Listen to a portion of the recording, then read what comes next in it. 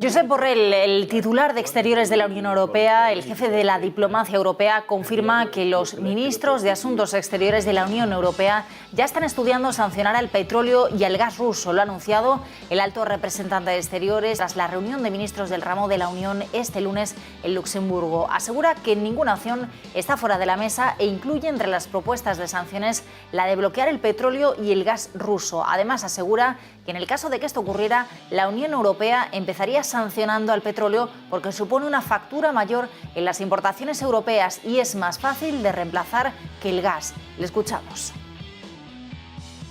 And we will continue discussing in order to see what else can be done.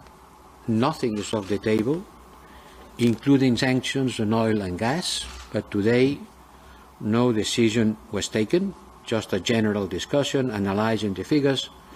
It's important to make the difference between oil and gas. Last year, 2021, the bill for oil imports was 4 times bigger than the bill for gas. We're talking about 80,000 million in one side and 20 on the other side.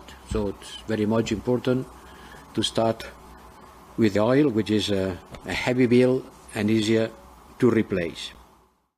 Mientras aumentan las sanciones o la expectativa de que haya sanciones más pronto encima de la mesa contra Rusia desde las filas europeas, lo que tenemos también es el mensaje, la respuesta económica que nos llega desde el Banco Central de Rusia, argumentando la fortaleza de su economía o su capacidad de respuesta en las reservas de divisas que tiene. Rusia aumentó sus reservas de euros y yuanes antes de la guerra, pero recortó las de dólares. Así se desprende de la presentación del informe anual del Banco Central de Rusia ante el Parlamento que ha tenido lugar este lunes. El 1 de enero de este año, esas reservas rusas en dólares estadounidenses se situaron cerca del 11%, una reducción de casi la mitad frente al 21,2% que poseía en el mismo periodo del año anterior. Sin embargo, las reservas de euros aumentaron hasta el 33,9% frente al 29,2% del año anterior. En esa comparecencia ante el Parlamento, la gobernadora del Banco Central ruso, Elvira Nabiullina, ha dicho que las reservas de oro y yuanes son suficientes después de la oleada de sanciones y ha recalcado que la institución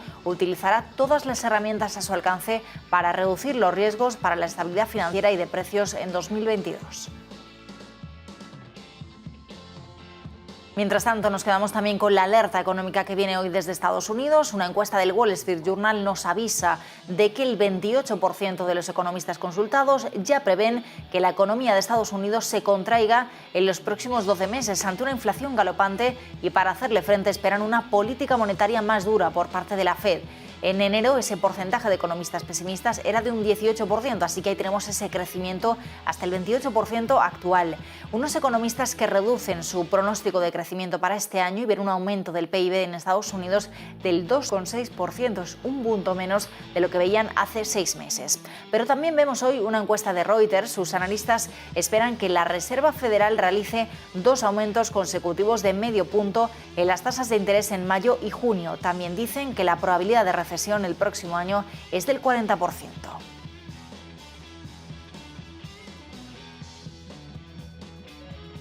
La Reserva Federal por un lado y por otro el Banco Central Europeo, que se reúne esta semana para seguir vigilando la economía y batir sobre política monetaria.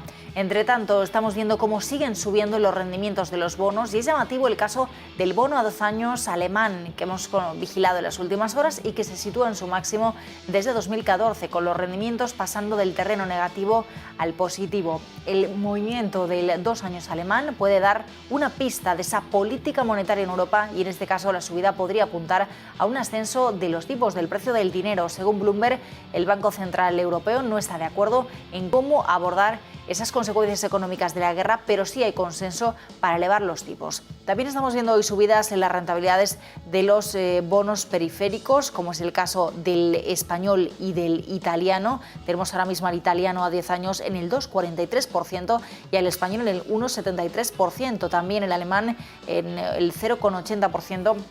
Con una subida hoy de más del 13%, ese rendimiento del bono alemán en máximos de los últimos años, también esa expectativa de subida de tipos de interés este mismo año, a finales de año, en el segundo semestre, para el área del euro. Sobre esas expectativas del Banco Central Europeo y el contexto de inflación hablábamos hoy con Rocío Poquet de Aegon, hacía hincapié en los efectos de segunda ronda. Ucrania lo que ha hecho ha sido disparar el precio de las materias primas y con eso al final soportar esa inflación alta que veíamos viendo. Además, los programas del Banco Central Europeo de inyectar liquidez en los mercados y la compra de bonos lo único que hace es incrementar el precio de los activos de renta fija, con lo cual en ese sentido ya hay como doble inflación.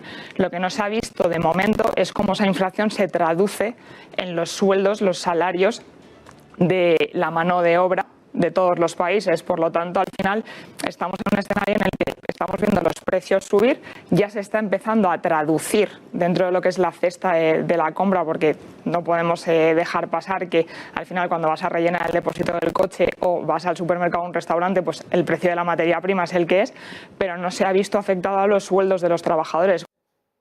Y ahora momento de repasar cómo están los mercados a esta hora de la tarde de la mano de CMC Markets.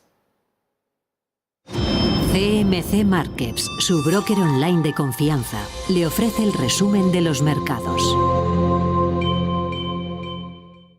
Con la inflación, con el conflicto con Rusia y Ucrania en el punto de mira y con esos bancos centrales que tienen que empezar a mover ficha o que tienen que seguir moviendo ficha en el caso de la Reserva Federal, lo que tenemos es un arranque de semana en negativo para las plazas europeas, pero también para Estados Unidos. Ya lo veíamos desde la sesión asiática con esas caídas, sobre todo pendientes del aumento de casos de coronavirus en Shanghái, del impacto que esto va a tener en las cadenas de suministro, también en la demanda de petróleo y, por tanto, en los precios energéticos y, en definitiva, en los costes generales. De momento, el mayor desplome lo estamos viendo hasta ahora en el Nasdaq con un recorte del 1,93% hasta los 14.051 puntos. Un Nasdaq donde la tecnología vuelve a ser la principal damnificada de la sesión, algo que ya veíamos en la tónica del mercado norteamericano la semana pasada. Nvidia se deja un 5,2%, es la compañía que más cae y le siguen otras compañías de semiconductores, como es el caso de Advanced Micro Devices, también Tesla con un recorte del 3,8%, Microsoft abajo un 3,6%